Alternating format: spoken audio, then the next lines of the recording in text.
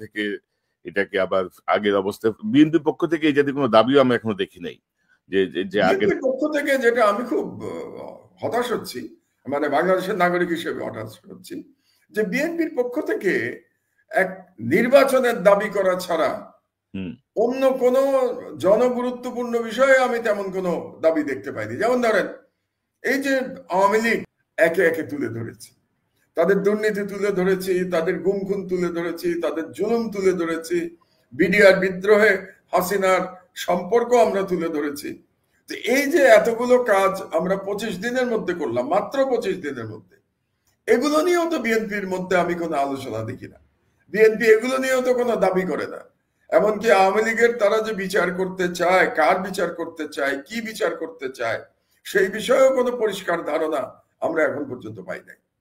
আপনাকে একটা এক্সাম্পল দেই, এই যে পুতুল, শেখ হাসিনার মেয়ে, যাকে জালিয়াতি করে ওয়ার্ল্ড হেলথ অর্গানাইজেশনে WHO তে চাকরি দেওয়া হয়েছিল, তার চাকরি বাতিল করার দাবি আমি করেছি তুরস্ক থেকে বাংলাদেশে ফিরেই।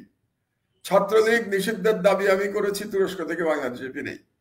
কিন্তু এসব বিষয়ে তো বিএনপি নীরব ছিল, বরং কোনো কোনো ক্ষেত্রে দেখা বিএনপি আওয়ামী লীগের বিচার এবং গণহত্যার বিচার না চেয়ে, দুর্নীতির বিচার না চেয়ে কেন শুধুমাত্র সরকারের কাছে একটাই দাবি করে নির্বাচন দেন? এর মধ্যে কি এমন রহস্য রয়েছে? অবশেষে এটা নিয়ে নতুন তথ্য ফাঁস করেছেন আমার দেশ পত্রিকার সম্পাদক মাহমুদুর রহমান এবং সাথে ছিলেন সাংবাদিক কনক স্যার।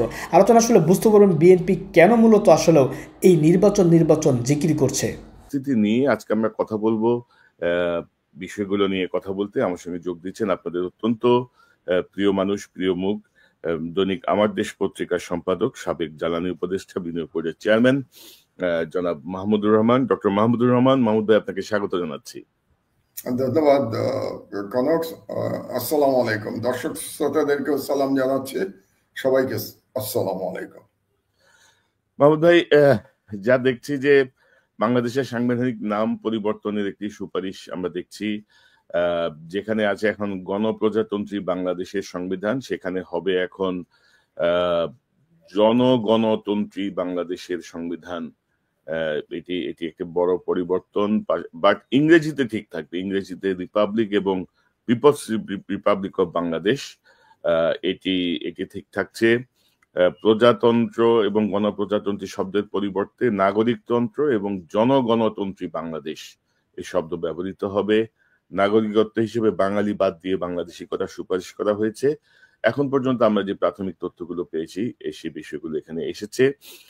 এই যে এই পরিবর্তনটা আপনি কিভাবে দেখছেন? পাশাপাশি আমি যেটি বলছিলাম, এটিও নিশ্চয়ই আপনি জানেন যে নির্বাচনী আসন বৃদ্ধি করা, 100টি আসন মহিলাদের জন্য সংরক্ষিত করে সরাসরি নির্বাচনের ব্যবস্থা করা, কোনো সংরক্ষিত না রাখা, ওইভাবে ডিরেক্টলি রিক্রুট করার জন্য উচ্চ কক্ষ, নিম্ন কক্ষ, তো সব মিলিয়ে এই যে সংস্কার বা সবকিছু আপনি কিভাবে দেখছেন, কি মনে করেন? সংস্কারের তো প্রয়োজন আছে, এতে কোনো সন্দেহ নাই, এবং সংস্কারকে আমি ইতিবাচক ভাবেই দেখি। কিন্তু আমি মনে করি যে অনেক অতিরিক্ত কিছু নিয়ে আসা হয়েছে। যেমন ধরুন নাম পরিবর্তন, রাষ্ট্রের নাম পরিবর্তন, পিপলস রিপাবলিক অফ বাংলাদেশ ইংরেজিটা ঠিক রেখে বাংলায় বেশ কিছু পরিবর্তন, এবং এটা উচ্চারণ করতে বেশ আমারই কষ্ট হচ্ছে। তো এই যে পরিবর্তন করলে কি জনগণ প্রজাতন্ত্রী, মানে আমারই বলতে দেখেন বেশ সমস্যা হচ্ছে, তো সাধারণ মানুষের পক্ষে তো আরো সমস্যা হবে। তো এটার প্রয়োজন ছিল বলে আমি মনে করি না। আর নামের বাইরে যেগুলো প্রস্তাব করা হয়েছে, যেমন ধরুন কি বলে ওটাকে, সেকুলারিজম বাদ দেওয়ার প্রস্তাব করা হয়েছে, তারপরে সমাজতন্ত্র বাদ দেওয়ার প্রস্তাব করা হয়েছে, জাতীয়তাবাদও সম্ভবত বাদ দেওয়ার প্রস্তাব করা হয়েছে। এই তিনটা বাদ দেওয়ার প্রস্তাব করা হয়েছে আমি যতদূর পড়তে পেরেছি এই অল্প সময়ের মধ্যে। তো এর মধ্যে এগুলো তো প্রস্তাব, এগুলো অ্যাকসেপ্টেড হবে কি হবে না এটা ডিপেন্ড করবে তো পরবর্তী পার্লামেন্টের ওপরে, 1 নম্বর। 2 নম্বর হচ্ছে আরেকটি কাজ করা যেতে পারে যদি রেফারেন্ডামের দিকে সরকার যায়। তো আমার মনে হচ্ছে না সরকারের কাজকর্ম দেখে যে তারা কোনো রেফারেন্ডামের দিকে যাবে। তারা প্রস্তাবটা নিয়ে হয়তো রাজনৈতিক দলগুলোর সাথে নিশ্চয়ই এখন আলোচনা করবে, এবং রাজনৈতিক দলগুলো আলোচনার পরে তারা একটা ঐক্যমত্যে পৌঁছানোর চেষ্টা করবে। যেরকম আপনার নিশ্চয় মনে আছে 1990 সালে তৎকালীন এরশাদ সরকারের পতনের পরে তৎকালীন যে দলগুলো আন্দোলন করেছিল তাদের মধ্যে একটা ঐক্যমত হয়েছিল, এবং সেই অনুযায়ী সংবিধান সংশোধন করা হয়েছিল পরবর্তী পার্লামেন্টে গিয়ে। এবং কি কি পরিবর্তন হয়েছিল? একটা হয়েছিল প্রেসিডেন্সিয়াল ফর্ম থেকে পার্লামেন্টারি ফর্মে যাওয়া হয়েছিল, আর দ্বিতীয় একটা হয়েছিল যে চিফ জাস্টিস শাহাবুদ্দিন সাহেব, যিনি প্রধান উপদেষ্টার দায়িত্ব গ্রহণ করেছিলেন, তাকে আবার চিফ জাস্টিস পদে ফিরিয়ে নেয়ার যে বিধানটা সংবিধানে সংযুক্ত করা হয়েছিল। তো এগুলো করা হয়েছিল যেহেতু সব দল একমত হয়েছিল। এখন আমাদের দেখার বিষয় যে সংস্কার প্রস্তাব যেগুলো করা হচ্ছে সেগুলোর মধ্যে কটা সব দল একমত হয় আর কি, কোন কোন বিষয়ে। তো যদি সব দল একমত হয় তাহলে পরবর্তী পার্লামেন্টে গিয়ে এটাকে র্যাটিফাই করা তেমন কোনো সমস্যা হবে বলে আমি মনে করি না। আর কিছু বিষয় তো ভালো ভালো হয়েছে। সমাজতন্ত্র বলে তো এখন পৃথিবীতে কিছু নাই, এবং সমাজতান্ত্রিক দেশগুলো তো মোটামুটি সবই ভেঙে পড়ে গেছে। সোভিয়েত ইউনিয়ন নাই, তার বদলে রাশিয়া তৈরি হয়েছে। অন্যান্য দেশের সমাজতন্ত্র এখন নাই বললেই চলে। চীনে যে সমাজতন্ত্র আছে সেটাও এক ধরনের ক্যাপিটালিজম। ক্যাপিটালিজমের মধ্যে কি বলবো, এক নায়ক বা এক দলের শাসন আছে, কিন্তু সেখানে অর্থনীতি এখন সমাজতান্ত্রিক অর্থনীতি এটা বলা যাবে না। কাজে বেশ কিছু পরিবর্তন খুবই গুরুত্বপূর্ণ বলে আমি মনে করি। আর বাঙালি জাতীয়তাবাদের জায়গায় সম্ভবত বাংলাদেশি জাতীয়তাবাদ বলা হয়েছে, এটাই সঠিক। আমাদের এখানে ভৌগোলিক অবস্থানের ভিত্তিতে জাতীয়তাবাদ নির্ণয় করাটাই সঠিক বলে আমি মনে করি। আর মহিলাদের জন্য আলাদা আসন সংরক্ষিত করে আবার তাদেরকে নির্বাচিত করা, এটা নিয়ে আমি ভিন্ন মত পোষণ করি। কারণ এই আবার নতুন করে 100 সিটের জন্য আলাদা ইলেকশন, এটা এক ধরনের খরচের ব্যাপার। আর বাংলাদেশের মতো দেশে আপনি কতগুলি নির্বাচন করবেন? তাহলে নির্বাচনই করতে হবে। তার চেয়ে বরং আমি মনে করি সহজ সংস্কার হতে পারত যদি দলগুলোকে বলা হতো যে আপনাদেরকে এত শতাংশ আসন আপনাদেরকে নমিনেশন দিতে হবে মহিলাদের। এটা যদি করা হতো তাহলে স্বয়ংক্রিয়ভাবে কিন্তু মহিলারা নির্বাচিত হতেন। যেমন কথার কথা ধরুন 10% যদি বলা হয় সবগুলো দলকে যে আপনাদের কম করে 10% মহিলা আপনাদেরকে দিতে হবে, তার মধ্যে সরাসরি ভোটে নির্বাচনের একটা পদ্ধতি চলে আসতে পারে। এটা আমার মনে হয় আরো বেটার সংস্কার হতো ওই 100 সিটে সরাসরি মহিলাদের নির্বাচিত করার পরিবর্তে। এক আর দ্বিতীয় আরেকটি বিষয় আমার কাছে মনে হয়েছে যে এটা গুরুত্বপূর্ণ, এটা আসেনি। আমার ব্যক্তিগত একটা বক্তব্য আছে, আমি লিখেওছি আমার দেশে, আমি আমার মন্তব্য প্রতিবেদন যেটা আমি প্রত্যেক বুধবারে লিখি, সেখানে আমি একটাতে লিখেছি যে আমি মনে করি বাংলাদেশের উচিত একটা প্রেসিডেন্সিয়াল ফর্মে ফিরে যাওয়া, রাষ্ট্রপতি শাসিত সরকারে ফিরে যাওয়া উচিত। এখন যেটা বলা হচ্ছে যে রাষ্ট্রপতি নাকি নির্দলীয় হবেন এবং রাষ্ট্রপতি আবার জনগণের ভোটে নির্বাচিত হবেন। তো এখানে কিন্তু বিষয়টা খুব পরিষ্কার না আমার কাছে। আমি মনে করি বাংলাদেশের উচিত আমেরিকান সিস্টেম অথবা ফ্রেঞ্চ সিস্টেম ফলো করা। আমেরিকান সিস্টেমে যদি আমরা তাকাই তাহলে কি হচ্ছে আমেরিকায়, দেখুন যে প্রেসিডেন্ট সরাসরি ভোটে নির্বাচিত হচ্ছে, তুরস্কেও তাই হচ্ছে। এবং পার্লামেন্ট, আপনারা যেটাকে কংগ্রেস বলেন এবং সিনেট বলেন, দ্বিকক্ষ, সিনেটও নির্বাচিত হচ্ছে, পার্লামেন্টও নির্বাচিত হচ্ছে, মানে আপনাদের কংগ্রেস নির্বাচিত হচ্ছে। এবং এরকম কিন্তু অনেকবার দেখা গেছে যে প্রেসিডেন্ট এক দল থেকে হয়েছে অথচ কংগ্রেসে মেজরিটি আর এক দলের। এরকম সিচুয়েশন আমেরিকায় বহুবার হয়েছে এবং একইভাবে ফ্রান্সে হয়েছে। ফ্রান্সে এই মুহূর্তে প্রেসিডেন্ট এক দলের কিন্তু প্রাইম মিনিস্টার কিন্তু অন্য দলের ফ্রান্সে। তো আমার মনে হয় বাংলাদেশে এই ধরনের একটা কিছু করা উচিত ছিল যেখানে একটা ভারসাম্য থাকতো প্রেসিডেন্টের ক্ষমতা এবং পার্লামেন্টের ক্ষমতার মধ্যে, এবং প্রাইম মিনিস্টারের কোনো পজিশনের দরকার নাই। এটা আমার ব্যক্তিগত চিন্তা। এখন এই চিন্তার সাথে হয়তো জনগণ সবাই একমত হবেন না, কিন্তু আমি মনে করি বাংলাদেশে পার্লামেন্টারি সিস্টেমের মাধ্যমে অ্যাকচুয়ালি ফ্যাসিবাদ প্রতিষ্ঠিত হয়েছে এবং ওয়েস্টমিনস্টার স্টাইল আমরা যেটাকে বলি, ইউকের মতো ওয়েস্টমিনস্টার গভর্নেন্স, এটার মাধ্যমে কিন্তু বাংলাদেশে আমরা ফ্যাসিবাদ প্রতিষ্ঠা হতে দেখেছি।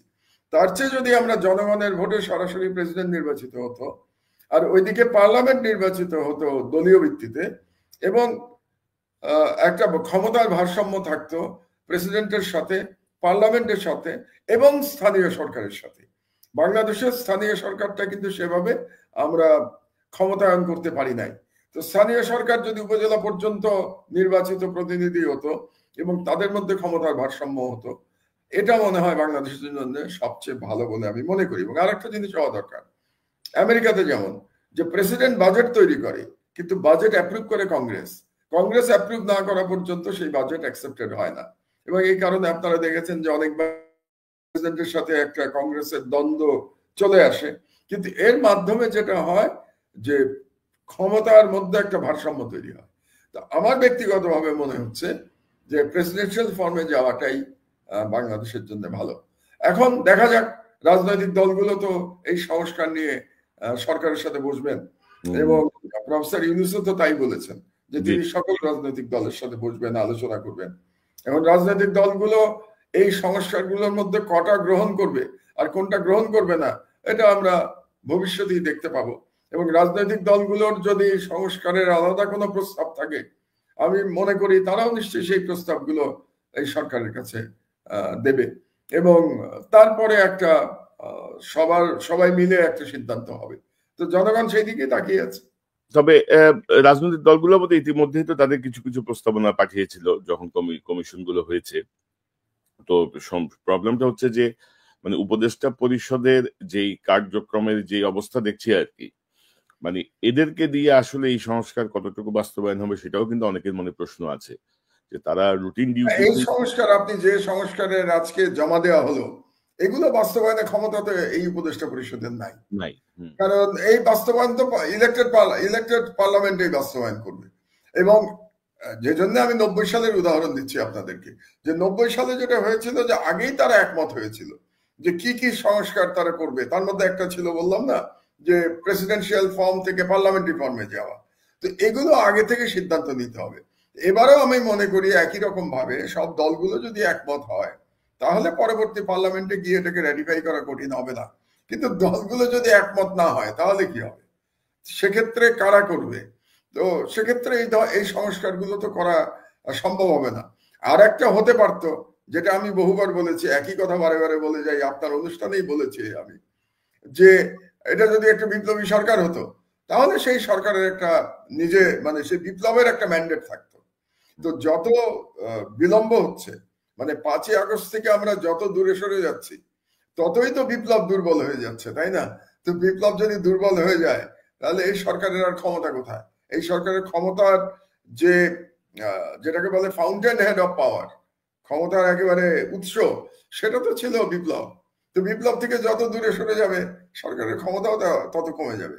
এবং এই উপদেষ্টাদের মধ্যে অনেকের মধ্যেই তারা বিপ্লবের সাথে অনেকেই সম্পর্কিত ছিলেন না। সবচেয়ে বড় কথা, অনেকেই এই বিপ্লবের সাথে সম্পর্কিত ছিলেন না। অনেকের অভিজ্ঞতার অভাব আছে, অনেকের দক্ষতার অভাব আছে, অনেকের সাহসের অভাব আছে, সমন্বয়হীনতা আছে। কাজে এদের পক্ষে তো এই সংস্কার সম্পন্ন করা সম্ভব না। তারা সংস্কারের প্রস্তাব করেছেন, এখন দেখা যাক রাজনৈতিক দলের সাথে তারা দর কষাকষি করে কতদূর তারা অ্যাচিভ করতে পারে। এখন মাহমুদ ভাই, একটা বড় একটা বিভাজন, মানে দুইটা ভাগ। একটা ভাগ হচ্ছে ধরেন বিএনপি মহাসচিব বলেছেন যে জুলাই আগস্টের মধ্যে নির্বাচন সম্ভব, তারা নির্বাচন চাচ্ছেন। জামাতের স্পষ্টভাবে জামাত কিছু বলে নাই, অন্যান্য দলও ওইভাবে স্পষ্টভাবে কোনো সময় টাইম ফ্রেম দিচ্ছে না। তো এখন ছাত্র জনতা যারা সমন্বয়ক বা যারা ছাত্র আন্দোলন করেন বা একটা অংশ বলছে যে আগে সংস্কার পরে নির্বাচন। এক সমন্বয়কের কথা শুনলাম সম্ভবত সার্জিস আলম, সে বলছিল যে আপনারা কেন এখন নির্বাচন চাচ্ছেন, 24-এ নির্বাচনের পরে তো নির্বাচন আবার হইতো যে 29-এ, মানে এই পরিবর্তনটা না হইলে তো আপনারা 29-এর আগে নির্বাচনের কথা দাবি করতে পারতেন না। আপনারা কেন এখনই নির্বাচনের ব্যাপারে এত তৎপরতা দেখাচ্ছেন? তো এই যে আগে সংস্কার না পরে নির্বাচন সংস্কার, এই জায়গাটা কি আপনার ভাবনা কি বা আপনার বিশ্লেষণ? না, আমার যেটা কথা হলো যে হঠাৎ করে বিএনপি আগস্ট মাস কেন বললো আমি জানি না। একটা হতে পারে যে চাপ সৃষ্টি করার জন্য বলেছে, সিরিয়াসলি বলে নাই। কারণ হচ্ছে জুলাই আগস্টে আপনি কিভাবে নির্বাচন করবেন? জুলাই আগস্টে বাংলাদেশে বর্ষাকাল এবং নদী নালা সব মানে তখন বন্যা কবলিত থাকে বাংলাদেশ। তো বন্যা কবলিত অবস্থায় আপনি নির্বাচন করবেন, এটা কি বাস্তবসম্মত? জুলাই আগস্টে কবে নির্বাচন হলো বাংলাদেশে? তো আমার ব্যক্তিগত ধারণা হচ্ছে যে জুলাই আগস্ট একটা চাপ সৃষ্টি করার প্রচেষ্টা বিএনপির তরফ থেকে। আর সরকারের মধ্যে থেকেও সরকার বিভিন্ন সময় বিভিন্ন সিগন্যাল দিয়েছেন। যেমন আমি যদি প্রফেসর ইউনূসের বক্তব্যে চলে যাই, তাহলে প্রফেসর ইউনূস কিছুদিন আগে যে জাতির উদ্দেশ্যে ভাষণ দিয়েছিলেন নির্বাচন সম্পর্কে, তিনি ধারণা দিয়েছিলেন যে আগামী বছরের প্রথম দিকে নির্বাচন হবে। এবং তিনি এই ধারণা দেওয়ার পরপরই প্রেস সচিব তিনি বললেন যে আগামী বছর জুনের মধ্যে নির্বাচন হবে। এটাও একটা ভুল কথা ছিল, কারণ জুন মাসে নির্বাচন সম্ভব না। জুন মাসে প্রচন্ড গরম থাকে, তারপরে বর্ষাকাল, কাজে জুন জুলাই আগস্ট এই 3 মাসে কোনো নির্বাচন সম্ভব না। তো কাজেই ইউনূস সাহেব প্রথমে যেটা বলেছিলেন যে আগামী বছরের প্রথম দিকে নির্বাচন, সেই দিকে যদি সরকার সবাই একসুরে কথা বলতো, তাহলে আমি ধারণা করছি যে বিএনপিও হয়তো হঠাৎ করে আগস্ট মাসের থিওরি নিয়ে এসে তারা আসতো না। আরেকটি কথা আপনাদেরকে আমি বলতে চাই খুব পরিষ্কারভাবে, নির্বাচন না সংস্কার, এটা একটা অনর্থক বিতর্ক। অনর্থক বিতর্ক কেন আমি বলছি, যে সংস্কার তো একটা অব্যাহত প্রক্রিয়া। সংস্কার কি কোনো সংস্কার কি শেষ করা যায়? শেষ করা যায় না সংস্কার। নির্বাচিত সরকারকেও তো সংস্কার করতে হয়। কাজেই একটার সাথে আর একটা আইদার অর না, আমি আইদার অরে বিশ্বাস করি না। সংস্কার এই সরকার করবেন, করে কিছু সংস্কার যেগুলো নির্বাচনের সাথে সম্পর্কিত সেগুলো কিন্তু করে ফেলতে হবে। সেই সংস্কার না করে তো আপনি নির্বাচনই করতে পারবেন না। একটা এক্সাম্পল দিই আপনাদেরকে, ভোটার লিস্ট যদি আপনি নতুন করে তৈরি না করেন, আপনি নির্বাচন কিভাবে করবেন? 2008 সালের পর থেকে বাংলাদেশের জনগণ ভোট দিতে পারে নাই, এবং এই সময়ের মধ্যে যাদের বয়স হয়েছে ধরেন এখন 35, তারা কিন্তু ভোট দেয় নাই। এবং এই ভোটে তো 18 বছর বয়স পর্যন্ত ছেলেরা ভোট দেবে। তো যাদের 18 বছর বয়স হয়েছে তাদের আপনি ভোটার লিস্টে ইনক্লুড করবেন না, বাড়ি বাড়ি যাবেন না? তো ভোটার লিস্টের কাজটা এখনো শুরুই হয় নাই। তো তাহলে কিভাবে বিএনপি আগস্ট মাস জুলাই মাসের মধ্যে নির্বাচন করবে বললো আমার জানা নাই। দ্বিতীয় হচ্ছে আরেকটা ব্যাপার আছে, আপনি আগে ভোটার লিস্ট করবেন, তারপরে একটা ডিলিমিটেশনের ব্যাপার আছে। ভোটার লিস্ট করবার পরে আপনার আসনটা ঠিক করতে হবে, কতগুলো আসন, আসনের সীমানা কি হবে, কতজন ভোটারের আসন হবে, এগুলো সব ঠিক করতে হবে। যেমন আপনার মনে আছে নিশ্চয়ই 2008 সালের আগে নির্বাচনের ঠিক আগ দিয়ে তৎকালীন 11 সরকার হঠাৎ করে ডিলিমিটেশন করে এমন ভাবে পরিবর্তন করলো যাতে আওয়ামী লীগের সুবিধা হয়। যে সমস্ত জায়গায় বিএনপির সমর্থন বেশি ছিল সেই সমস্ত জায়গায় তারা আসন কমিয়ে দিয়েছিল, আপনার নিশ্চয়ই মনে থাকার কথা। তো এখন কি ডিলিমিটেশন করে বিএনপিরই তো স্বার্থ হওয়া উচিত যে আগের ডিলিমিটেশনে ফিরে যাওয়া। একটা এক্সাম্পল দেই, মানিকগঞ্জের এক্সাম্পল দেই আপনাদেরকে। মানিকগঞ্জে সাধারণত বিএনপি জিতত, ঐতিহাসিকভাবে বিএনপি জিতে এসছে। সেই মানিকগঞ্জ হঠাৎ করে 4টা আসন ছিল মানিকগঞ্জে, 2008 সালে এটাকে 3টা আসন করে দেয়া হলো। তো এখন মানিকগঞ্জে কি আপনি 3টা আসনে বিএনপি নির্বাচন করতে চায়, নাকি বিএনপি চায় যে আগের মতো 4 আসন হয়ে যাবে মানিকগঞ্জ? তো এগুলো তো হবে যখন আপনি ভোটার লিস্ট সম্পন্ন করতে পারবেন। কাজে বিএনপি যে সারাক্ষণ নির্বাচন বলছে, এটাও এক ধরনের কি বলবো একঘেয়ে দাবি হয়ে যাচ্ছে নির্বাচনের ব্যাপারটা। নির্বাচন করবার জন্য যে সংস্কারগুলো দরকার সেই বিষয়ে কি বিএনপির কোনো বক্তব্য নাই, নাকি তারা চাচ্ছে যে আমার কোনো সংস্কারের দরকার নাই, নির্বাচনের সংস্কার দরকার নাই, বর্তমান অবস্থায় আগামীকাল নির্বাচন হয়ে যাবে আগের ভোটার লিস্টে? বিএনপি কি চায় যে আগের ভোটার লিস্টে নির্বাচন হবে? নতুন ইয়াংরা ভোট দেবে না? আপনি কি ইয়াংরা মানবে এটা? ইয়াংদের রক্তের উপর দিয়ে এই বিপ্লব হয়েছে, ইয়াংদের রক্তের উপর দিয়ে শেখ হাসিনা বাংলাদেশ ছেড়ে পালিয়েছে, পতন হয়েছে। তো এখন সেই ইয়াংদের আপনি ভোট নিশ্চিত না করে আপনি নির্বাচনের দিকে যাচ্ছেন, এটা তো একটা অবাস্তব শুধু দাবি না। আমি মনে হয় যে এটা যারা এটা বলতে চান, যদি কেউ বলতে চান যে যাদের 18 বছর বয়স হয়েছে তারাও যেন এবার ভোট দিতে না পারে, তাহলে এটা খুব অকৃতজ্ঞ আচরণ হবে, তাই না? আমি পত্রিকা যেটা দেখছি যে 20 জানুয়ারি থেকে ভোটার নাগাদ হালনাগাদের কাজ শুরু হবে আর কি, তথ্য সংগ্রহ করবে, এবং তারা বলছে যে 30 জুনের মধ্যে কাজ শেষ হবে।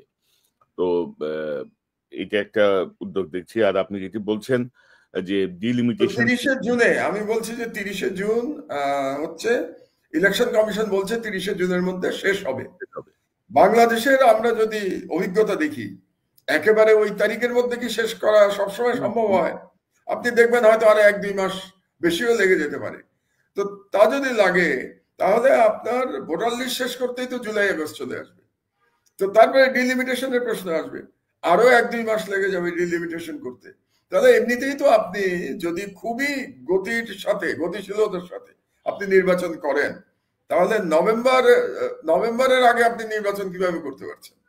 কাজেই বিএনপি, আমি মনে করি বিএনপি নিজেও বোঝে যে জুলাই আগস্টের যে দাবি তারা করেছে এটা বাস্তবসম্মত না। কাজে আমার ব্যক্তিগত, আমি এটা অনেক আগে আপনার অনুষ্ঠানে বলেছিলাম যে আমি ব্যক্তিগতভাবে দেখতে চাই যে আগামী শীতে নির্বাচন হয়ে যাওয়াটা ভালো বাংলাদেশের জন্য। আগামী শীত বলতে নভেম্বর থেকে মার্চের মধ্যে, নভেম্বর থেকে ফেব্রুয়ারির মধ্যে, আমি বরং বলবো নভেম্বর থেকে ফেব্রুয়ারির মধ্যে নির্বাচন হয়ে যাওয়াটা সবার জন্য ভালো। তো এখন এটা এই সরকার করতে পারবে কিনা, আর দ্বিতীয়ত হচ্ছে যে বিএনপি এটা মেনে নেবে কিনা। তো আমার মনে হয় যে তারা যদি আগস্ট পর্যন্ত যেতে রাজি থাকে তাহলে তারপরে আর 4-5 মাস যদি লাগে তো এতে মাথার উপরে আকাশ ভেঙে পড়বে না, এবং এতে আলোচনায় বসলে আলোচনার টেবিলে এটা সমাধান হওয়া সম্ভব। আমার মনে হয় আপনি যদি বলছিলেন এই যে চাপ সৃষ্টির কৌশল হিসেবে এটা হতে পারে, কারণ সরকার তো আসলে খুব ল্যাথার্জিক আর কি, খুবই ল্যাথার্জিক সবকিছুতেই। এবং ডিলিমিটেশনের যে গুরু ব্রিগেডিয়ার সাখাওয়াত, তিনি তো এখন উপদেষ্টা পরিষদেই আছেন। নির্বাচন করেছিলেন, তিনি তো এই ডিলিমিটেশন করেছিলেন 2008 সালের 11 সরকারের সময়। এখন উনি বসে থেকে এটাকে আবার আগের অবস্থা, বিএনপির পক্ষ থেকে এই জাতীয় কোনো দাবিও আমরা এখনো দেখি নাই। যে আগের পক্ষ থেকে যেটা আমি খুব হতাশ হচ্ছি, মানে বাংলাদেশের নাগরিক হিসেবে হতাশ হচ্ছি, যে বিএনপির পক্ষ থেকে এক নির্বাচনের দাবি করা ছাড়া অন্য কোনো জনগুরুত্বপূর্ণ বিষয়ে আমি তেমন কোনো দাবি দেখতে পাইনি। যেমন ধরেন এই যে আওয়ামী লীগ এই ধরনের জুলুম করে গেল, এত দুর্নীতি করে গেল, সেই দুর্নীতির বিরুদ্ধে বিএনপির কিন্তু তেমন কোনো দাবি দেওয়া নাই। দুর্নীতিবাজদের বিরুদ্ধে বিএনপির কোনো দাবি দেওয়া নাই। আমার দেশ, আমাদের পত্রিকা আলহামদুলিল্লাহ আজকে হচ্ছে আমাদের কতদিন, 10 দিন, আর আজকে হলো 15 তারিখ। আজকে আমাদের 25তম দিন আমাদের পত্রিকা।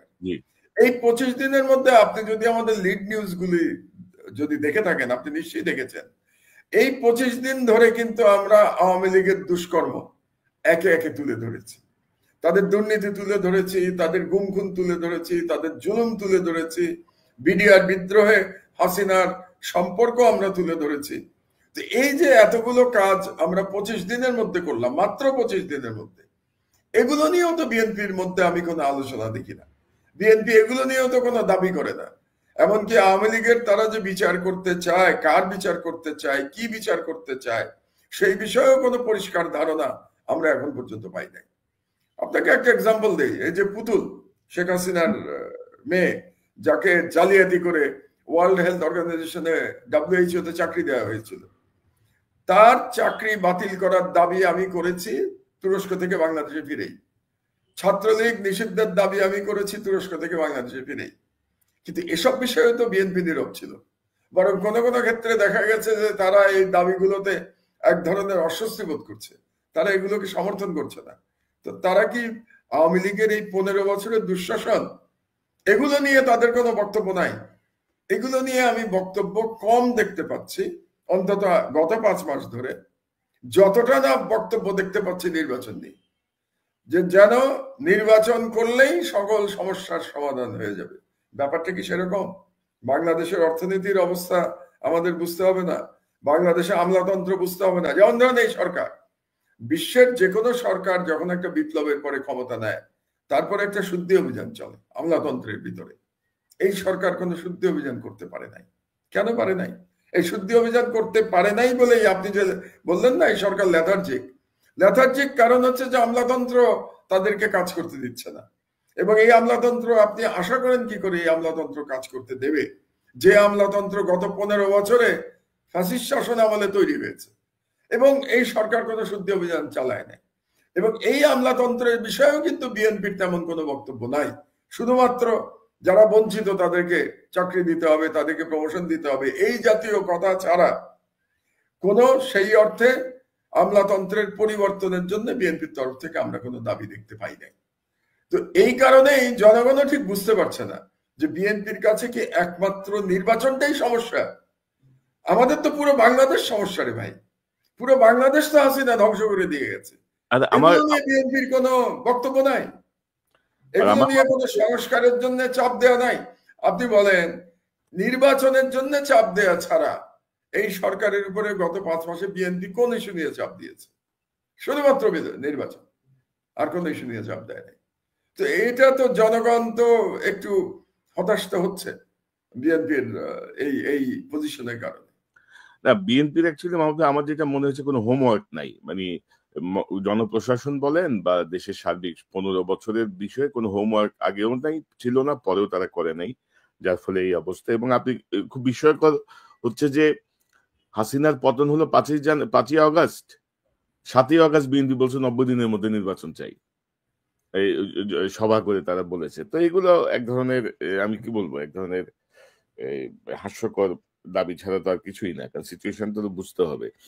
তো এর মধ্যে আপনি যদি দেখেন যে আমার পুতুলের প্রসঙ্গটা নিয়ে তো এখন দেখছি স্বাক্ষর অভিযান চলছে পুতুলকে সরানোর জন্য, কিন্তু সরকারের পক্ষ থেকে একবার বলা হয়েছিল যে তারা চিঠি দিয়েছে, কিন্তু কোনো ফলো আপ নাই। তো আরেকটি প্রসঙ্গ একটু গুরুত্বপূর্ণ, ধরেন এই যে নির্বাচন সংস্কার নিয়ে আপনি জানেন যে সাম্প্রতিক সময়ে বাংলাদেশে নিযুক্ত সাবেক ভারতের হাই কমিশনার বিনা সিকরি, তিনিও কিন্তু বলছেন যে নির্বাচনের পরে সংস্কার, আগে আগে আমরা নির্বাচন চাই, নির্বাচনের পরে সংস্কার হলে ভালো হয় তিনি বলছেন। এবং ভারতের যে সেনাপ্রধান তিনি বলছিলেন যে নির্বাচিত সরকারের সঙ্গেই মানে ভারতের একটা সুসম্পর্ক প্রতিষ্ঠিত হবে, মানে ভারত একটা সম্পর্ক স্থাপন করবে, বা সেনাপ্রধানও বলছেন যে নির্বাচনের পক্ষে, নির্বাচিত সরকারের পক্ষে। তো এর মধ্যে কোনো যোগসূত্র বা ভারতের এত আগ্রহ সংস্কার, নির্বাচন, কি মনে করেন? মানে ভারত এবং বিনা সিকরিকে কিন্তু সবাই আমরা জানি যে অত্যন্ত কট্টর বিজেপি পন্থী বা মুসলিম বিদ্বেষী এবং বাংলাদেশ বিদ্বেষী একজন কূটনীতিবিদ। বিনা সিকরি সম্পর্কে আমরা খুব পরিষ্কারভাবে এটা জানি। এবং ভারতীয় সেনাপ্রধান বলেছেন যে নির্বাচিত সরকার হলে বাংলাদেশের সাথে সম্পর্ক উন্নত হবে। তিনি আরো বলেছেন যে 5ই আগস্ট তার নাকি বাংলাদেশের সেনাপ্রধানের সাথে সার্বক্ষণিক যোগাযোগ ছিল। তো আমি পরেরটা একটু কমেন্ট করে নেই। আপনারা হয়তো দুটো লিড নিউজ আমার দেশে দেখেছেন গত 25 দিনে। প্রথম দিনই আমরা যে লিড নিউজ করেছিলাম যে ঢাকা অ্যাটাক, শেখ হাসিনা বলেছিল ঢাকা অ্যাটাক করতে ভারতকে, এটা ছিল আমাদের প্রথম দিনের লিড নিউজ। এবং পরবর্তীতে আমরা দিয়েছিলাম যে হাসিনা রেস্কিউ মিশন, এটা আরেকটা লিড নিউজ ছিল। এবং সেখানে আমরা দেখিয়েছিলাম যে কিভাবে দুটো রাফাল জেট বিমান প্রস্তুত হয়েছিল ভারতের আকাশসীমার মধ্যে। হাসিনাকে বহনকারী বিমানটি প্রবেশ করা মাত্র রাফাল জেট বিমান এসকর্ট করে নিয়ে গেছে হাসিনার বিমানকে। এবং আগে থেকেই সিদ্ধান্ত ছিল যে হাসিনার বিমান সরাসরি দিল্লিতে যাবে। এবং এর আগে যে সমস্ত গল্প আপনারা শুনেছিলেন যে সে প্রথমে কি বলে ত্রিপুরায় গেছে, আগরতলায় নামতে পারেনি, তারপরে আবার সে কলকাতার দিকে গেছে, এগুলো সব ক্যামোফ্লেজ, এগুলো সত্য ছিল না। সবকিছু প্ল্যান করে হয়েছিল। হাসিনাকে কিভাবে এখান থেকে নিয়ে যাবে, কিভাবে রেস্কিউ করবে, মোদির সাথে একাধিকবার কথা হয়েছে হাসিনা। এবং আর্মি চিফের কথার মধ্যে, মানে ইন্ডিয়ান আর্মি চিফের কথার মাধ্যমে প্রমাণিত হয়েছে যে তার সঙ্গে সার্বক্ষণিক যোগাযোগ ছিল জেনারেল ওয়াকারের। তো কি ব্যাপারে যোগাযোগ ছিল আপনার কি ধারণা? 5 তারিখে কি জন্য যোগাযোগ ছিল? একটাই যোগাযোগ ছিল যে শেখ হাসিনাকে পার করে দেওয়া। তার মানে এই পার করে দেওয়ার ব্যাপারে ভারতীয় ইন্টেলিজেন্স, ভারতীয় মিলিটারি এবং বাংলাদেশের মিলিটারি একসাথে কাজ করেছে। এটাই প্রমাণিত হয়েছে ইন্ডিয়ান আর্মি চিফের কথার মাধ্যমে। এটা গেল 1। আর 2, এখন ইন্ডিয়ান আর্মি চিফ গণতন্ত্রের কথা বলছেন। গত 15 বছর ওনাদের গণতন্ত্রের সবক কোথায় ছিল? এই সবক গণতন্ত্রের ছিল না। গত 15 বছরে যখন একটা একনায়ক বাংলাদেশে ফ্যাসিবাদ কায়েম করেছিল, তখন তো ভারত সেই ফ্যাসিবাদকে সাপোর্ট করেছে। আজকে গণতন্ত্রের জন্য এত মায়া কান্না বিনা সিকরির এবং ইন্ডিয়ান আর্মি চিফের। আরেকটা কথা, ইন্ডিয়া তো নিজেদেরকে দাবি করে গণতান্ত্রিক রাষ্ট্র হিসেবে। তো গণতান্ত্রিক রাষ্ট্রে কি একজন আর্মি চিফের এরকম বক্তব্য দেওয়ার ক্ষমতা থাকে? আর্মি চিফ টোটালি সিভিল অ্যাডমিনিস্ট্রেশনের অধীনে থাকে গণতান্ত্রিক দেশে। সুতরাং আর্মি চিফ তো এই বক্তব্যই দিতে পারে না। এই ধরনের বক্তব্য তো দেবে Indian government, Indian foreign minister, অথবা ইন্ডিয়ান অন্যান্য মন্ত্রীরা কিংবা বিজেপি, তারা এই ধরনের বক্তব্য দেবে। আরেকটি বিষয় আমি বলতে চাচ্ছি যে এই যে ভারতের যে সুর, সেই সুরের সাথে বিএনপির সুরের একটা মিল আমরা দেখতে পাচ্ছি। যে বিএনপিও বলছে নির্বাচনের কথা, ভারতে বলছে হ্যাঁ তাড়াতাড়ি নির্বাচন হয়ে যাওয়া উচিত, বিনা সিকরি বলছে, আর্মি চিফও বলছে তাড়াতাড়ি নির্বাচন হয়ে যাওয়া উচিত। এতে অবশ্য আমি মনে করি বিএনপির আনন্দিত হওয়ার কথা, কারণ বিএনপি এ পর্যন্ত আমরা দেখেছি যে ভারত বিএনপিকে অ্যাকসেপ্টই করতে চায় নাই। ভারত পুরোপুরি হাসিনার উপরে সওয়ার হয়েছিল, হাসিনার উপরে ভর করেছিল, এবং হাসিনাই তাদের একমাত্র পছন্দের ব্যক্তি ছিল। ওই যে বলে না, all eggs in one basket, যে সকল ডিম একটা ঝুড়িতেই ছিল, আওয়ামী লীগের ঝুড়ি, বা আরো বলতে গেলে হাসিনার ঝুড়িতে ছিল। এবং বিএনপি তো চেষ্টা করেছিল ভারতের সাথে সম্পর্ক উন্নয়নে, কিন্তু তখন বিএনপির দিকে তাকিয়েও দেখে নাই ভারত। আমার পরিষ্কার মনে আছে যে জয়শঙ্কর সরাসরি বলেছিল যে যতদিন না বিএনপি ইসলামিস্টদের সাথে সম্পর্ক ত্যাগ না করবে ততদিন ভারতের সাথে বিএনপির কোনো সম্পর্ক স্থাপন হওয়া সম্ভব না। তো এখন হয়তো ভারত মনে করতে পারে যে বিএনপি ইসলামিস্টদের সাথে সম্পর্ক ত্যাগ করেছে, কাজে সেই অর্থে বিএনপি এখন ভারতের কাছে গ্রহণযোগ্য হয়ে যেতে পারে। তো বিএনপিও আনন্দিত হবে যে ভারত যদি খুশি থাকে তাহলে বিএনপির পক্ষে ক্ষমতায় যাওয়া এবং ক্ষমতায় টিকে থাকা সম্ভব হবে। মানে আরেকটা ভয়াবহ রাজনৈতিক বিপর্যয়ের মুখে পড়ে কিনা এই দলটা, এটাই হচ্ছে চিন্তার বিষয় আর কি। কারণ 5ই আগস্টের পর থেকে একের পর এক যে ঘটনাগুলো ঘটছে, যে জামাতের সঙ্গে তাদের একটা বিশাল দূরত্ব বলবো না, মানে কনফ্রন্টেশন চলছে, রীতিমতো মানে দ্বন্দ্ব চলছে, তাদের দূরত্ব না, দ্বন্দ্ব চলছে, দূরত্ব মানে মুখোমুখি সংঘর্ষের অবস্থা, এবং অনেক জায়গায় সংঘর্ষ হচ্ছে ছাত্র সংগঠনগুলো। সংঘর্ষ কেন? বিএনপির এক নেতা তো বলেছেন যে যুদ্ধাপরাধীদের বিচার ঠিকই ছিল এবং এটা অব্যাহত রাখা উচিত। তাহলে তো ধারণা করে নেওয়া যেতে পারে বিএনপি ক্ষমতায় আসলে আবার তারা যুদ্ধাপরাধীদের বিচার শুরু করবে, এটাও তো হতে পারে। তারপরে ছাত্রদের সঙ্গে দূরত্ব বাড়ছে, আওয়ামী লীগ নিষিদ্ধ চায় না, মানে সব মিলায় ধরেন একটা মানে একটা জটিল পরিস্থিতি বিএনপি নিজেরাই নিজেদের আশেপাশে তৈরি করে ফেলছে। এটি আমাদের পর্যবেক্ষণ। আমি জটিল বলবো না, আমার মনে হয় বিএনপি ধরেই নিয়েছে যে বিরোধী দল কে হবে বাংলাদেশে নির্বাচন হলে, বিরোধী দল হবে জামাত। তারা মনে করতেই পারে যে জামাত বিরোধী দল হবে। কাজে এখন থেকেই সরকারি দল এবং বিরোধী দলের যে আমরা দ্বন্দ্ব, কথার লড়াই দেখতে পাই, হয়তো আমরা নির্বাচনের আগে এটা দেখতে পাচ্ছি। আর জামাতও মনে করছে, জামাতও অনেক বক্তব্য দিয়েছে যেটা আপত্তিজনক বিএনপির জন্য। এর অনেকগুলো এক্সাম্পল আমরা দিতে পারি।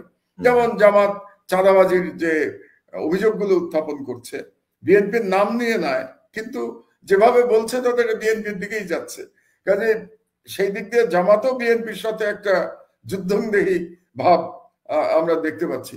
কাজে ভবিষ্যৎ রাজনীতি নতুন করে তৈরি হচ্ছে, নির্মাণ হচ্ছে বাংলাদেশে। এখন সেখানে আওয়ামী লীগের বেলায় কি হবে? বিএনপি তো আওয়ামী লীগকে নিয়ে নির্বাচন করতে চায়। তো বিএনপি আওয়ামী লীগ যদি নির্বাচনে আসে, এই যে টিউলিপের যে কাণ্ড, মানে তাদের যে দুর্নীতি বেরোচ্ছে একের পর এক, শেখ হাসিনা পালিয়ে গেছে, ভারতের আশ্রয়ে আছে, টিউলিপের মন্ত্রিত্ব চলে গেল চুরির দায়ে, বা চুরি করা ফ্ল্যাটের মালিকানা বা সেটা সুবিধা নেয়ার দায়ে।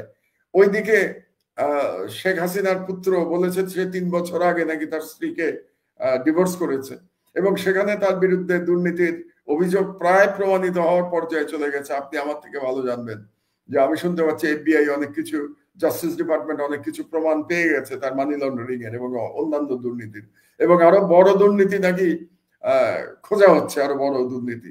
কাজেই প্রমাণ হয়ে গেছে যে শেখ হাসিনা পরিবার একটা দুর্নীতিবাজ পরিবার, এক শেখ পরিবার।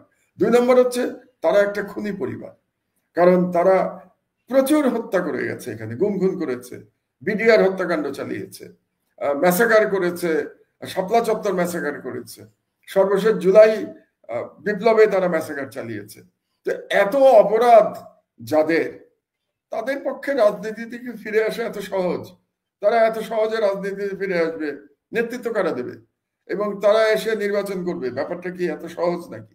তো যদি আমরা ধরে নেই যে হ্যাঁ ঠিক আছে আওয়ামী লীগ নির্বাচনে আসবে এবং বিএনপিও চায় আওয়ামী লীগ নির্বাচনে আসুক, তো সেই অবস্থায় হয়তোবা বিএনপি চাইতে পারে যে আওয়ামী লীগই তাহলে বিরোধী দলে থাকুক, সেটাও তাদের প্রত্যাশা হতে পারে। আমি জানি না তাদের রাজনৈতিক কৌশল কি হবে, কারণ যদি আওয়ামী লীগ নির্বাচনে আসে তাহলে নির্বাচনে তো 4টি পক্ষ আমরা দেখতে পাচ্ছি।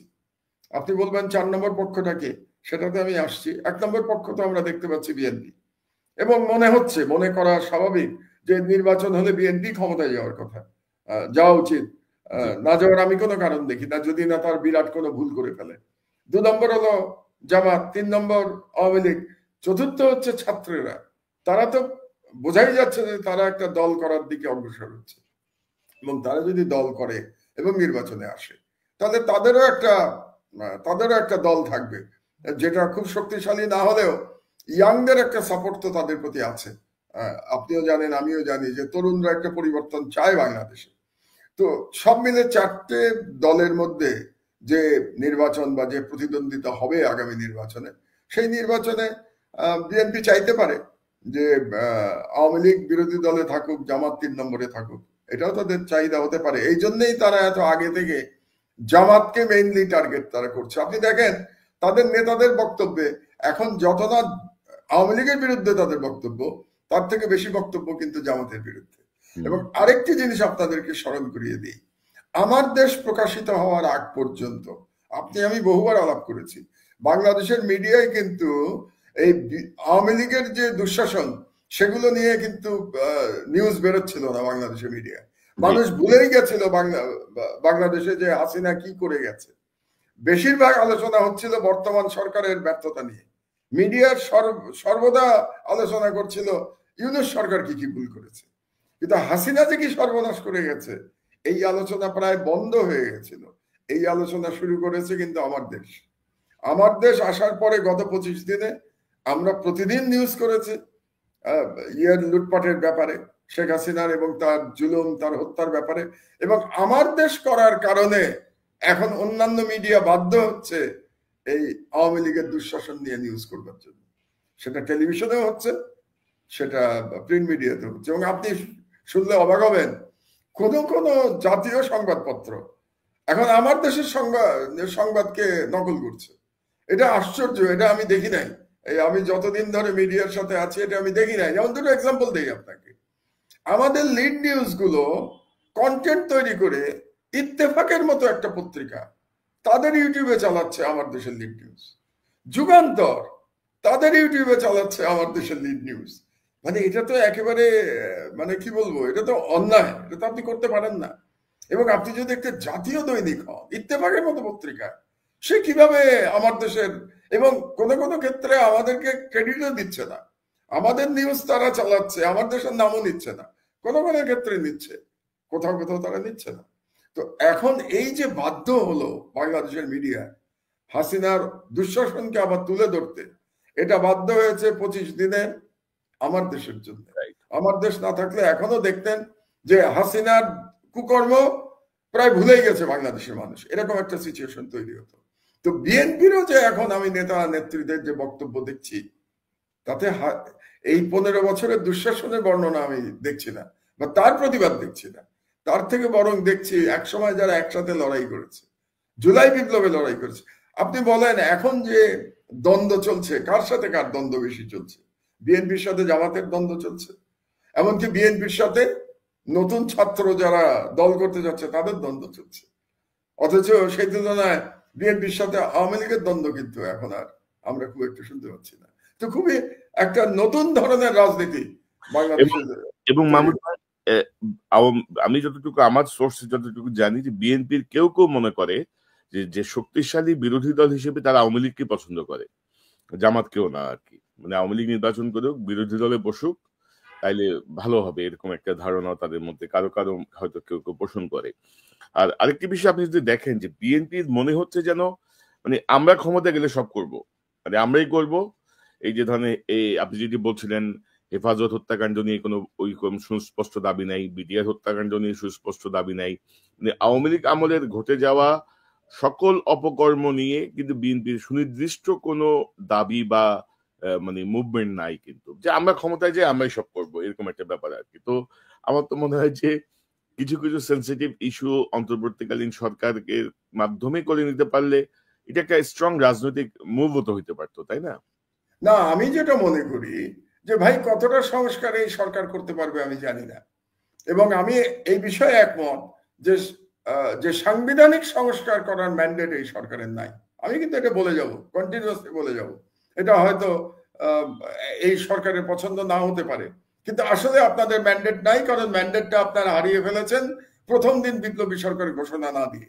তো যেহেতু আপনারা দেন নাই, তো ম্যান্ডেট আপনারাই হারিয়েছেন, আপনাদের ম্যান্ডেট নাই, এটা করবা, কিন্তু কতগুলোই কাজ তো হতে হবে ভাই নির্বাচনের আগে। শেখ হাসিনার বিচার তো হতে হবে, নাকি বিচার হতে হবে না? আওয়ামী লীগের যারা হত্যাকারী তাদের বিচার তো হতে হবে। যে সমস্ত আর্মি অফিসার গুম খুনের সাথে জড়িত, যে সমস্ত পুলিশ অফিসার গুম খুনের সাথে জড়িত, তাদের বিচার তো হতে হবে। তো তাহলে তাদের বিচার সম্পন্ন করার কোনো তাগিদ আমি তো বিএনপির কাছ থেকে দেখতে পাচ্ছি না। তাহলে মিনিমাম যেটা দাবি হওয়া উচিত, বিএনপির হওয়া উচিত ছিল বলে আমি মনে করি, একজন পত্রিকার সম্পাদক এবং বাংলাদেশের একজন নাগরিক হিসেবে মনে করি, যে হ্যাঁ, নির্বাচনের জন্য তারা দাবি তুলতেই পারে, দাবি তুলবেই। রাজনৈতিক দলগুলো ক্ষমতায় যেতে চায়, কিন্তু তার সাথে তাদের বলা উচিত ছিল আপনারা দ্রুততার সাথে বিচার সম্পন্ন করুন। আজ পর্যন্ত একবারও এটা আমরা শুনি নাই যে আমি আগস্টে নির্বাচন চাই, কিন্তু জুনের মধ্যে আমি চাই শেখ হাসিনার বিচার হয়ে যাবে। তো এই বিচার অনিষ্পন্ন রেখে কি আপনারা নির্বাচনে যাবেন? এবং আপনারা কি বলতে চাচ্ছেন যে আপনারা গিয়ে বিচার করবেন? এরকম কোনো ক্লিয়ার কমিটমেন্ট তো আপনাদের কাছ থেকে এখনো পায় নাই, বিএনপির কাছ থেকে দেশের জনগণ পায় নাই তো, যে তারা গিয়ে বিচার, তারা কি হেফাজতের বিচার করবে, হেফাজত হত্যাকাণ্ডের? তারা কি বিডিআর হত্যাকাণ্ডের বিচার করবে? তারা কি জুলাই হত্যাকাণ্ডের বিচার করবে? তারা কি শেখ হাসিনার এই দুর্নীতির বিচার করবে? এগুলো সম্পর্কে এখন পর্যন্ত আমরা তেমন কোনো বক্তব্য পাই নাই।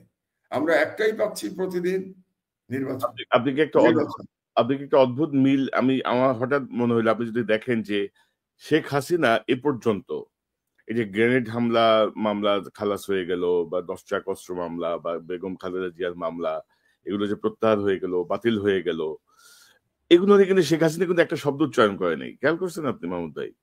যে এগুলো নিয়ে কিন্তু কোনো অভিযোগ তার আর নাই, কিন্তু বা যেগুলো তার রাজনৈতিক হাতিয়ার ছিল, মানে এটা কি ভিতরে ভিতরে কি কোনো মানে পরস্পর পিঠ চুলকানি চলছে নাকি আল্লাহ জানে, সেটা আমি জানি না। তবে একটা জিনিস খুব পরিষ্কার, কনক, এইটুকু আমি বলতে পারি একজন পলিটিক্যাল অ্যানালিস্ট হিসেবে, যে ভারতের কাছে এই মুহূর্তে বিএনপির থেকে বড় শত্রু হলেন প্রফেসর ইউনূস।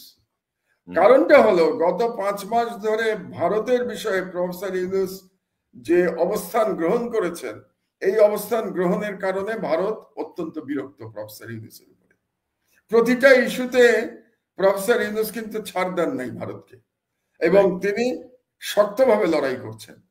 এবং আরেকটা ব্যাপার হলো যে ইয়াং জেনারেশন বাংলাদেশের যারা বিপ্লব করেছে, যারা সাহসিকতার সাথে জীবন দিয়েছে, যাদের কারণে পুলিশ বলতে বাধ্য হয়েছে যে একটা গুলি করি একজন মরে, বাকি গুলি তো যায় না স্যার, এটা পুলিশ বলতে বাধ্য হয়েছে কেন?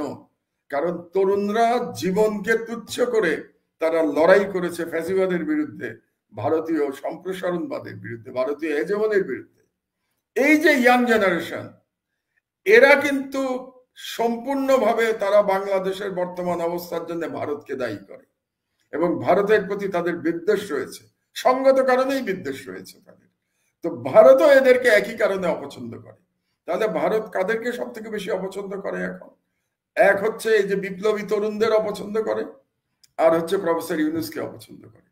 সুতরাং ভারত মনে করে, এবং ভারত যা মনে করবে হাসিনা তো তাই করবে। আপনি কি মনে করেন শেখ হাসিনা কোনো কাজ দিল্লিতে বসে করতে পারে যেটা ভারত চাচ্ছে না? এটা কি সম্ভব দিল্লিতে বসে হাসিনার পক্ষে কোন বিবৃতি দেয়া যেটা ভারত আগে থেকে তারা এগ্রি করে না বা দেখে দেয় না হাসিনার বিবৃতি?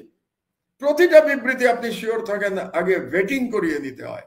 ভারতীয় ইন্টেলিজেন্সে ডিপ স্টেট ভেটিং করে দেয় হাসিনা কি বলবে।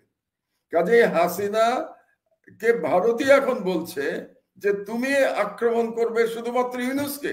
আপনি দেখেন হাসিনার বক্তব্যের 90% এখন ইউনূসের বিরুদ্ধে, 90%। অথচ আগে সর্বক্ষণ হাসিনা বেগম খালেদা জিয়া এবং তারেক রহমানের বিরুদ্ধে বিষোদ্গার করতো ক্ষমতায় থাকতে। আপনার ভাষাগুলি মনে আছে যে শেখ হাসিনা কি ভাষায় কথা বলতো খালেদা জিয়া এবং তারেক রহমানের নামে? সেগুলো হয়তো এখন বিএনপির নেতাকর্মীরা সব ভুলে গেছে যে কি ভাষায় হাসিনা কথা বলতো। এখন কিন্তু হাসিনা 90% তার রাগ হচ্ছে ইউনূস, 90% সে বলছে বাংলাদেশের তথাকথিত ইসলামিস্ট, মানে আবার সেই আগের বয়ানের দিকে যাচ্ছে যে বাংলাদেশে এক ধরনের ইসলামিস্ট রেভলিউশন হয়েছে, এটাই বলার চেষ্টা করছে। তো সুতরাং ভারত চাইবে প্রফেসর ইউনূস চলে যাক, প্রফেসর ইউনূস ব্যর্থ হোক, এবং এই যে ইয়াং ছেলেরা যারা ভ্যানগার্ড ছিল বিপ্লবের ভ্যানগার্ড যে তারা ছিল, এটা তো আপনাকে মানতে হবে। হ্যাঁ, সবাই মিলে তাদেরকে সহযোগিতা করেছে, বাট ভ্যানগার্ড ছিল এই ইয়াং জেনারেশন, এই নেতৃত্ব। এদের প্রতি ভারতের যত ক্রোধ, যত আক্রোশ এখন। তো সুতরাং ভারত চাইবে যে কোনো মূল্যে এই ইয়াং জেনারেশনকে শেষ করে দিতে এবং প্রফেসর ইউনূসের সরকারকে ব্যর্থ করতে। কাজে ভারতের এখন অপশনটা কি আপনাকে বুঝতে হবে। ভারতের একমাত্র তারা বেছে নিয়েছিল হাসিনাকে। ওই যে বললাম আমি, সব ডিম এক ঝুড়িতে, হাসিনার ঝুড়িতে। এখন হাসিনা নাই, হাসিনা পলাতক, হাসিনা ভারতের আশ্রয়। হাসিনার সাম্রাজ্য ভেঙে পড়েছে, টিউলিপের চাকরি চলে গেছে। টিউলিপের চাকরি তো শুধু না, আমি তো মনে করি যুক্তরাজ্যের প্রাইম মিনিস্টারও তো দায়ী এই দুর্নীতিকে প্রশ্রয় দেওয়ার জন্য। আজকে ব্রিটিশ পার্লামেন্টে তো প্রাইম মিনিস্টারকে অভিযুক্ত করা হচ্ছে, তিনি করা উচিত তো। আপনি কি মনে করেন এই যে টিউলিপকে যে টাকা পয়সা দিয়েছে, টিউলিপ যে ইলেকশন করেছে, এই টাকা কোত্থেকে গেছে? এটা হাসিনার চুরির টাকা, বাংলাদেশের জনগণের লুটপাটের টাকায় টিউলিপ সেখানে ইলেকশন করেছে। এবং আপনি শিওর থাকেন লেবার পার্টিতে যে চাঁদা দেওয়া হয়েছে এগুলিও লুটপাটের টাকা। কেন আপনি দেখেন নাই সালমান রহমানের ছেলে, তারা 2.5 লাখ পাউন্ড দিয়েছে কিং চার্লসের কোন এক ফাউন্ডেশনে। এই 2.5 লাখ পাউন্ড কার টাকা? সালমানের ছেলে তার টাকা দিয়েছে না বাংলাদেশের জনগণের চুরি করা টাকা দিয়েছে সালমান রহমান?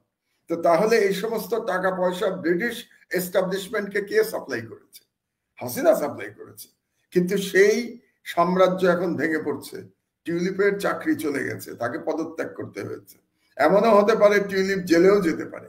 তার যদি বিচার হয় তাহলে সেই বিচারে দোষী সাব্যস্ত হলে টিউলিপ জেলেও যেতে হতে পারে। ওইদিকে জয় জেলে যাওয়ার মতো অবস্থা হয়েছে, জয়েরও একই অবস্থা। তো এরকম একটি পরিস্থিতিতে কনক আপনাকে বুঝতে হবে যে ভারত আর আওয়ামী লীগের উপরে সওয়ার হতে পারবে না। মানে আওয়ামী লীগকে দিয়ে আর ভারত ইমিডিয়েটলি বাংলাদেশের রাজনীতিতে ফিরতে পারবে না, সম্ভব না। আওয়ামী লীগের ইমিডিয়েট ক্ষমতায় আসার কোনো সুযোগ নাই। তো যদি না থাকে তো ভারত কার উপরে সওয়ার হবে? ইউনূসকে দেখতে পারে না ভারত, ছাত্রদের দেখতে পারে না, জামাতের উপরে। তাহলে ভারতকে সওয়ার হতে হবে হয় বিএনপির উপরে, তাহলে জামাতের উপরে। এই দুটোই তো অপশন, নাকি আর কোনো অপশন আছে ভারতের কাছে? অপশন তো নাই। এখন জামাতের উপরে তো সওয়ার হওয়া সম্ভব না এই মুহূর্তে। জামাতের উপরে সওয়ার হয়ে ইন্ডিয়ার লাভও নাই। কেন লাভ নাই? প্রথমত হচ্ছে জামাত তো ক্ষমতায় যাবে না। জামাতের ক্ষমতায় যাওয়ার মতো পরিস্থিতি তো বাংলাদেশে তৈরি হয় নাই, এটা তো পরিষ্কার। অনেকে অনেক কিছু আশা করতে পারে, কিন্তু বাস্তবতা হলো জামাত ক্ষমতায় যাবে না। তাহলে জামাতের উপর সওয়ার হয়ে লাভ কি? ভারতের কোনো লাভ নাই। তাহলে ক্ষমতায় কে যাবে? ক্ষমতায় যাবে বিএনপি। তাহলে ভারত যদি পলিটিক্স বোঝে তাহলে তার এখন বিএনপির উপরে সওয়ার হওয়া ছাড়া কোনো অল্টারনেটিভ নাই ভারতের। এখন বিএনপি কি ভারতকে অ্যাকসেপ্ট করবে কি করবে না সেটা বিএনপির রাজনীতির ব্যাপার। বিএনপি কি রাজনীতি করবে আমি জানি না, আপনি জানেন কিনা আমার জানা নাই, কিন্তু আমার জানা নাই যে বিএনপি কি রাজনীতি করবে। ভারত অতি অবশ্য বিএনপিকেই এখন মনে করবে যে আমার জন্য বিএনপি মন্দের ভালো। আপনি কি ব্যাপারটা বুঝতে পারলেন? বাংলাদেশের বর্তমান রাজনৈতিক বাস্তবতায় ভারতের জন্য বিএনপি মন্দের ভালো, যতদিন না আবার আওয়ামী লীগকে আবার এটাকে নিয়ে আসা সম্ভব হয় সেই পর্যন্ত বিএনপি ছাড়া ভারতের আর কোনো অপশন নাই। মানে চোখের সামনে সিরিয়া যেভাবে আসাদের সহযোগীদের দমন করছে তার একটা সম্পূর্ণ বিপরীত একটা অবস্থা বাংলাদেশে। আমরা তাদেরকে তোষণ করছি, পোষণ করছি, বসাচ্ছি, এবং নতুন যে ভোটারদের গ্রুপটা যুক্ত হতে যাচ্ছে ভোটার তালিকায়, এরা কিন্তু ভাই একটা বড় একটা ডিসিশন মেকিং এ ভূমিকা রাখবে কিন্তু ভোটের রাজনীতিতে। বিশাল। Bangladesh is a young country, জনসংখ্যার একটা বিরাট অংশ ইয়াং। তারা কাকে ভোট দেবে আপনি আমি জানি। আমি যদি এখন চিন্তা করি 91-এ বিএনপি এত % ভোট পেয়েছে, আওয়ামী লীগ এত % পেয়েছে, জামাত এত পেয়েছে, 96-এ এত পেয়েছে, ওই রেশিওতে এইবার ইলেকশন হবে, আমার মনে হয় ব্যাপারটা ঠিক কারণ ইয়াং জেনারেশন 2008-এর পরে ভোট দেয় নাই। এই ইয়াং জেনারেশন কাকে পছন্দ করে আপনি আমি এটা জানি না, কোনো আমাদের কাছে কোনো স্ট্যাটিস্টিক্স নাই। কাজেই আগামী নির্বাচনে আমরা বুঝতে পারবো যে আসলে ইয়াং জেনারেশন কাদেরকে ক্ষমতায় দেখতে চায়। ওই যে আমরা যেটা ধরতাম না যে 30% অমুকের ভোট ব্যাংক, 40% অমুকের ভোট ব্যাংক, এই কনসেপ্টটা সম্ভবত এই নির্বাচনে কিন্তু কার্যকর হবে বলে মনে হয় না আর কি, নতুন যারা ঢুকবে। কিছু ক্ষেত্রে হবে, যেমন ধরেন আমি মনে করি আরবান এলাকায় হতে পারে, কারণ আরবান না সরি রুরাল এলাকায় হতে পারে, গ্রামে হতে পারে, গ্রামে মার্কা দেখে ভোট দেয়, গ্রামে ব্যক্তির থেকে কিন্তু মার্কা দেখে ভোট দেয়, ধানের শীষ, নৌকা, দাঁড়িপাল্লা। কিন্তু আরবান এলাকায়, শহর অঞ্চলে যেখানে ইয়াং ভোটার বেশি, শিক্ষিত ভোটার বেশি, সেখানে ভোটিং প্যাটার্ন অন্তত আমি তো ভাই বলতে পারবো না যে ভোটিং প্যাটার্ন কি হবে। সেটার জন্য এবারে নির্বাচনের জন্য আমাদের অপেক্ষা করতে হবে যে ভোটিং প্যাটার্ন কি হয়। আবার ধরেন বিএনপির ভারপ্রাপ্ত চেয়ারম্যান তারেক রহমান সাহেব যা বলছেন, মানে তার বক্তব্যে মাঠে যারা বক্তব্য দিচ্ছেন, মানে এটার মধ্যে কিন্তু অনেক ধরনের মানে কি বলবো, মানে ফলো করছেন না কিন্তু তারা। আমি জানি না, এটা তাদের স্ট্র্যাটেজিও হতে পারে যে চেয়ারপারসন যেটা বলছেন মাঠের বক্তব্য যদি ভিন্ন হয়ে থাকে, আমি জানি না ভিন্ন কিনা, ভিন্ন হয়ে থাকলে এটা পলিটিক্যাল স্ট্র্যাটেজিও হতে পারে। এক একজনকে দিয়ে এক এক কথা বলানো কিন্তু part of the political strategy, এক। আর দুই হচ্ছে যে মাঠের বক্তব্য যদি আমরা দেখি, তাহলে মাঠের বক্তব্যে মনে হচ্ছে যে বিএনপি দুই দলকে তারা প্রধান প্রতিদ্বন্দ্বী ধরে নিয়েছে, একটা হচ্ছে জামাত এবং আরেকটা হচ্ছে তরুণরা, এরা হচ্ছে মেইন প্রতিদ্বন্দ্বী। তারা আওয়ামী লীগ সম্পর্কে খুব একটা চিন্তা করছে না। এটা আরেকটা কারণে হতে পারে, তারা মনে করছে আওয়ামী লীগ আর কোনো ফ্যাক্টর না বাংলাদেশে আপাতত। তো যদি ফ্যাক্টর না হয় তাদের সম্পর্কে মাথা ঘামিয়ে কি লাভ? কাজে ফ্যাক্টর যারা জামাত এবং নতুন মানে তরুণ যারা আসছে, তাদের বিরুদ্ধেই বিএনপির অধিক বক্তব্য আমরা দেখতে পাচ্ছি। মানে বিএনপির নির্বাচন নিয়ে আমার খুব মজা লাগে। যেমন গত বছর আপনি যদি একটা বছর আগে ফিরে যান, মানে 2024 সালের জানুয়ারি মাসে, আমরা তো জানুয়ারিতেই 2025 জানুয়ারিতে আমরা সারাক্ষণ শুনতাম উন্নয়ন উন্নয়ন উন্নয়ন উন্নয়ন, এইটা শুনতাম এখন, তাই না? সারাক্ষণ হাসিনার মুখে উন্নয়ন উন্নয়ন। আর এখন শুনছি খালি নির্বাচন নির্বাচন নির্বাচন, বিএনপির মুখে শুনছি নির্বাচন নির্বাচন। মানে মানে মজাই লাগছে আমার কাছে, বুঝলেন? যে এক বছরের ব্যবধানে আগে উন্নয়ন উন্নয়ন ছিল, এখন শুধু নির্বাচন নির্বাচন নির্বাচন। তবে সার্জিস যে কথাটা বলছে, যেটা আমি প্রথমের দিকে বলছিলাম যে 2024-এর পরে তো নির্বাচন হতো 29-এ, তারপরে এত ব্যাকুল হয়ে গেলে তো সমস্যা। এবং এই ঘটনা এটা বলা আমি সমর্থন করি না, মানে 29-এর চিন্তা তো করা উচিত না। আমার কথাটা হচ্ছে যে এখানে বছর গুরুত্বপূর্ণ না, গুরুত্বপূর্ণ হচ্ছে যে আমি কি কাজগুলো করব। আমি কি 2029 পর্যন্ত বসে থাকবো, কোনো কাজ করবো না, আমি 2029 নির্বাচন দেবো? ব্যাপারটা না। হচ্ছে যে আমার যে সংস্কারগুলো নির্বাচনের জন্য করা দরকার, আমার কি বোঝাতে পারলাম? যে সঠিক নির্বাচন হওয়ার জন্য যে সংস্কারগুলো করা দরকার, সেই সংস্কারগুলো সম্পন্ন করতে হবে, এক। দুই, হাসিনা এবং আওয়ামী লীগের দুষ্কর্মের বিচার হতে হবে। এই দুটো সম্পন্ন হওয়ার পরে আমরা নির্বাচনে যাব, এটা আমার ব্যক্তিগত মতামত। এই দুটো কাজ হবে, নির্বাচনে যাব। তার জন্য যদি 1 বছর লাগে 1 বছর লাগবে, তার জন্য যদি 1.5 বছর লাগে 1.5 বছর লাগবে, তার জন্য যদি 6 মাস লাগে, ফেয়ার এনাফ, 6 মাস পরে নির্বাচন হবে। কিন্তু এই দুটো কাজ সম্পন্ন না করে নির্বাচনে যাওয়ার আমি তো কোনো সুযোগ দেখি না। যে কি করে আপনি নির্বাচনে যাবেন এই দুটো কাজ? ওইটাই মাহমুদা, আমি ওইটাই বলছি যে 29-এর কথা আমি বলছি না, আমি বলছি যে আপনি 6 মাসের মধ্যে এত ব্যাকুল হয়ে গেলেন কেন?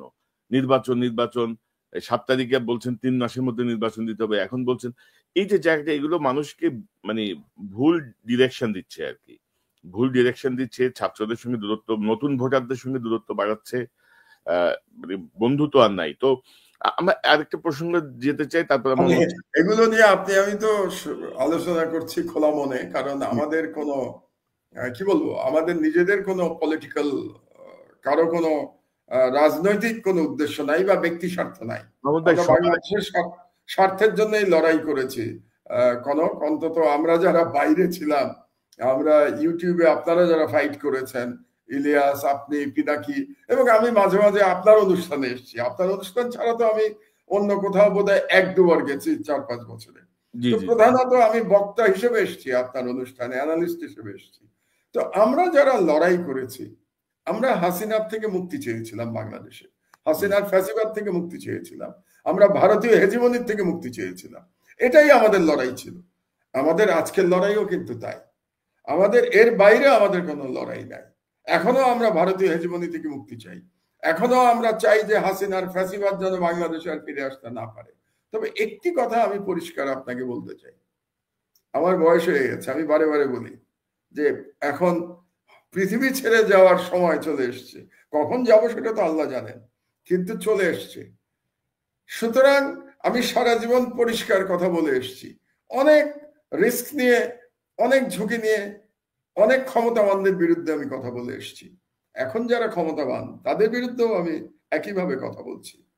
সেটা হলো যে আমাদের উদ্দেশ্যটা কি? উদ্দেশ্য বাংলাদেশকে স্বাধীন দেশ হিসেবে মানে স্বাধীনতা বজায় রাখা। হাসিনা 15 বছরে বাংলাদেশের স্বাধীনতা দিল্লির কাছে বিসর্জন দিয়েছিল। আমরা আমাদের বাচ্চারা সেই স্বাধীনতা পুনরুদ্ধার করেছে। এমন কোন দল যেন বাংলাদেশে ক্ষমতায় না যায় যারা বাংলাদেশের স্বাধীনতা আবার দিল্লির কাছে সমর্পণ করে দেবে। এবং সেরকম যদি পরিস্থিতি হয়, অন্তত আমি তো আমার শেষ বিন্দু রক্ত থাকা পর্যন্ত কনক আমি লড়াই করে যাব, যেন যদি সেরকম কোনো পরিস্থিতি হয় যে বাংলাদেশে আবার ভারতীয় হেজেমনি প্রতিষ্ঠিত হবে, তার বিরুদ্ধে আমার লড়াই মৃত্যু পর্যন্ত চলবে। এবং আমি জানি আপনারাও সেই লড়াইয়ে আমার সাথেই থাকবেন। না, অবশ্যই মাহমুদ ভাই। এবং ধরেন যে মূল জায়গাটি হচ্ছে যে এত রক্তপাতের পরে শুধুমাত্র নির্বাচন বা এইসব দাবি নিয়ে যদি বিএনপি আগায়, বিএনপিও ক্ষতিগ্রস্ত হবে, একটি গুরুত্বপূর্ণ রাজনৈতিক দল ক্ষতিগ্রস্ত হবে, এবং বারে বারে মানুষ বুকে রক্ত দেওয়ার জন্য নেমে আসবে না, রাস্তায় পরিবর্তনের জন্য নেমে আসবে না। আর আপনি যেটি বলছিলেন মাহমুদ ভাই, আপনি you are knocking 70 maybe, doctor 85, আপনার এমন কোনো বয়সই হয়নি আর কি বলা চলে সেদিক থেকে। আপনি বয়স হয়ে গেছে বারবার, এই কথাটা আমার মনে হয় আপনি আর বললেন না মাহমুদ ভাই, ডক্টর ইউনুস 85। এবং আপনি একটি লেখা লিখেছেন গতকাল আপনার পত্রিকায়, যে জুলাই দর্শনের বিপ্লব ও রাজনীতি, দীর্ঘ লেখা। আপনি লেখাটি লিখেছেন। তো প্রোক্লামেশনের কথা আমরা শুনছি, এটি নিয়ে আপনার বক্তব্যটা নিয়ে আমি একটু শেষ করতে চাই। যে প্রোক্লামেশন নিয়ে বোধহয় আজকে একটা মিটিং হওয়ার কথা, আমি জানি না। আমি কিন্তু এই দর্শনটাই ব্যাখ্যা করার চেষ্টা করেছি আমার লেখায়। আপনি তো পড়েছেন, খুব ইন্টারেস্টিং যে আপনি এই লেখাটা নিয়ে আসলেন এখন এই মুহূর্তে। এখানে জুলাই বিপ্লবের দর্শনটা আমি কি দেখার চেষ্টা করেছি, এবং এই লেখার মধ্যে আমি যেটা বলেছি যে বাংলাদেশের রাজনীতিতে 4টি ঘটনা খুব গুরুত্বপূর্ণ। একটা হচ্ছে, আমি স্বাধীনতা উত্তর বাংলাদেশের কথা বলছি। একটা হচ্ছে 75 সালে শেখ মুজিবের পতন। 2 নম্বর হচ্ছে 75 সালে সিপাহী জনতার বিপ্লব। 3 নম্বর হচ্ছে 1981 সালে ভারতপন্থী সামরিক বাহিনীর সদস্যদের দ্বারা প্রেসিডেন্ট জিয়াউর রহমানকে হত্যা। 3 নম্বর। 4 নম্বর হচ্ছে 90 সালের গণঅভ্যুত্থান। এরপরে চলে আসলো এবার জুলাই বিপ্লব। আমাদের দুর্ভাগ্য হচ্ছে যে ওই 4টা যে ঘটনা, এবং তার মধ্যে বিশেষ করে 1975 সালের যে সিপাহী বিপ্লব এবং 1990 সালের যে গণঅভ্যুত্থান, এ দুটো নিয়ে আমাদের সেইভাবে আমরা কোনো তত্ত্ব হাজির করতে পারি নাই। যেমন ধরেন সিপাহী বিপ্লব নিয়ে যদি আমরা আলোচনা করি, যে আমরা 75-এর সিপাহী বিপ্লবের পরে কিন্তু এক এক দলকে এটাকে ভিন্নভাবে আলোচনাগুলো শুনে বুঝতে পেরেছেন, লম্বা আলোচনা, যে বিএনপি মনে হচ্ছে নির্বাচনী সকল সমস্যার মূল কারণ। যখন রাস্তাঘাটে ওষুধ বিক্রি করে হকাররা, সকল সমস্যার ওষুধ একটাই, এটা হচ্ছে একটা তাবিজ বা একটা কবজ ব্যবহার করা। ঠিক বিএনপি মনে করতেছে সংস্কার, গণহত্যার বিচার, দুর্নীতির বিচার, সব কিছুর মূল সমস্যাই হচ্ছে নির্বাচন। মানে নির্বাচনটা হয়ে গেলে সব সমস্যা হয়ে যাবে, এমনটাই বাস্তবতা। কিন্তু আসলে বাস্তবতা তাই। একটা কথা এখানে বলেছেন সার্জিসকে উদ্ধৃতি, যে যদি এই গণঅভ্যুত্থান না হতো তাহলে তো হাসিনা আবার 29 সালে নির্বাচন করতো। তখন তো 5 বছর ঠিকই আপনারা সহ্য করতে হতো, সহ্য না শুধু পাশায় বাড়ি দিয়ে সহ্য করাতো। কিন্তু এখন আপনারা একটা সুযোগ এসেছে, সেই সুযোগটা কাজে দিয়ে রাষ্ট্রকে সংস্কার করবেন।